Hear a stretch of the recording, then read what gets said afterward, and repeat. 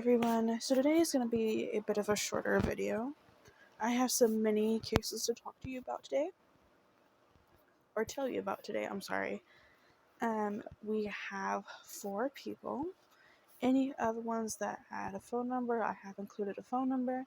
There was one where I could not find any photos except one, and I'll tell you about it when I get to it. But like I always say, even the mini cases deserve some light on them, because I think most of these are pretty much unsolved. The second one is kind of weird. I'll get into it about it being solved. But let's go ahead and get into it, like I said. So, links for everything will be down below. And let's jump right in. So, the first person we're going to be talking about is Welly Syakhasone. And Welly was 23 years old. And unfortunately, he was shot in the early morning hours of June 14th, 2015. And he was actually shot multiple times while at home in the Oaklawn area of Sedgwick County in Kansas. Police believe robbery was a possible motive, as witnesses report seeing 3 people walk up to the residence and then run from the scene a short time later and leave the area in a black SUV, possibly a Ford Explorer or a Ford Expedition. The windows also appear to be tinted on this vehicle, and the vehicle was actually caught on surveillance video. And that's basically all we have about Welly's case.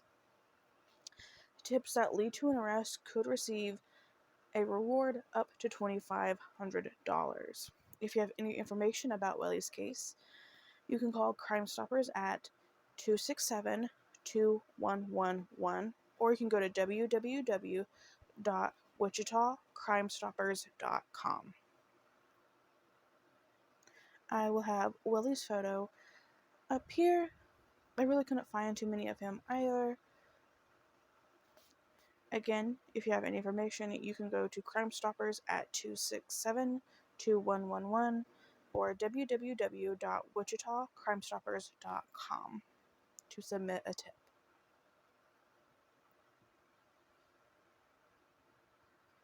Next up, we have Henok Woldu, and this one is the one that's weird because I could only find a couple of articles about him, and I'm not even sure one was about him.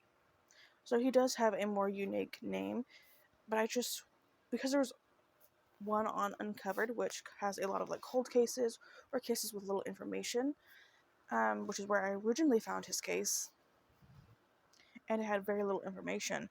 And then there was one article linked on Google about a case with his name who had been killed, and supposedly someone had been arrested for it and had gone or was going to trial or has gone to trial.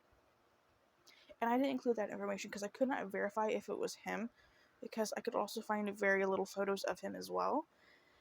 And let's just get into the information I have for him, and then we'll discuss it a little bit more. So on Thursday, December 24th, 2015, at 4:32 a.m., Phoenix Police Department responded to 4427 North 27th Avenue when there were shots fired. Officers found Henok dead in his vehicle. Witnesses observed 2 black males and 1 black female get into a smaller SUV and leave after the shooting. And that was all that was basically on uncovered.com. And in the second article I found, where it says that someone with his name, their case had been solved, there was only 1 person named for the arrest. And as you can tell here, there was at least 3 people at the crime scene, or possibly involved with the crime scene. And because there just was no more information, I didn't want to include it because I didn't know if it was him, so this is what I wanted to tell you about Henok. I don't even have a number for you to submit tips.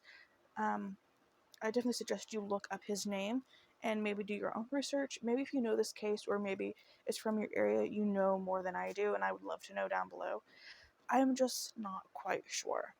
It was kind of weird that there was just that tidbit of information on Uncovered, and then a random article about a case being solved with a man by his name. So I just wanted to be clear about that. For the third person, we have Robin Scott. So Robin Sue Scott was a 37-year-old mom of a teen son at the time of her disappearance. She was last seen on January 18th, 1995, so taking it a bit back. She left home to report to work at 3 a.m. and she was never seen again. She was last seen along the corner of Division and Putnam Street and reported missing by her sister. She was 37, a black woman with black hair, brown eyes, one tooth extracted. She stood at 5'1" and weighed approximately 100 pounds. It's believed her disappearance is connected to a string of 17 unsolved disappearances and murders throughout the Grand Rapids area. All of the women were commercial sex workers, and her case is still unsolved.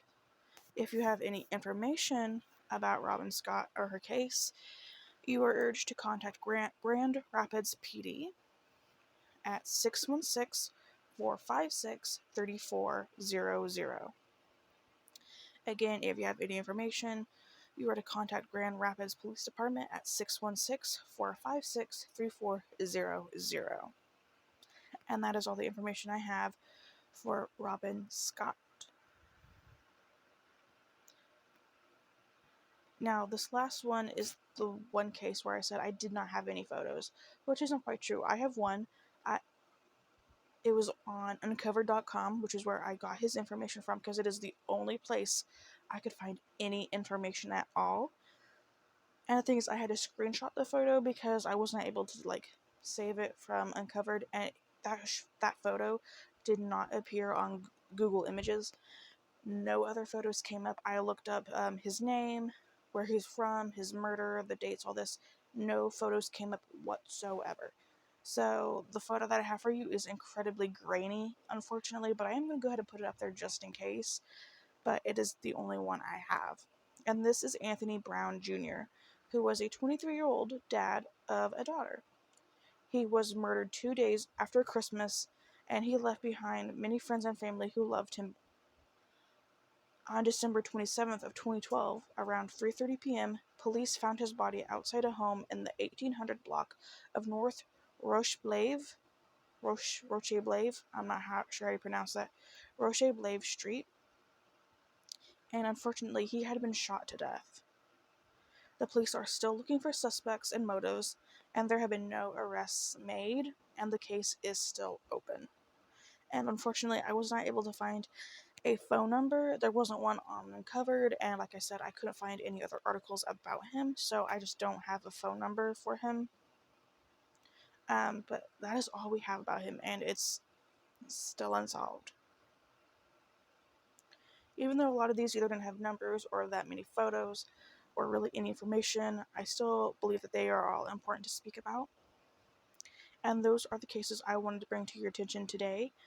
Welly, Henok, Robin, and Anthony, they were all somebody's loved one, somebody's friend, and they deserve to be remembered, and they deserve to have justice.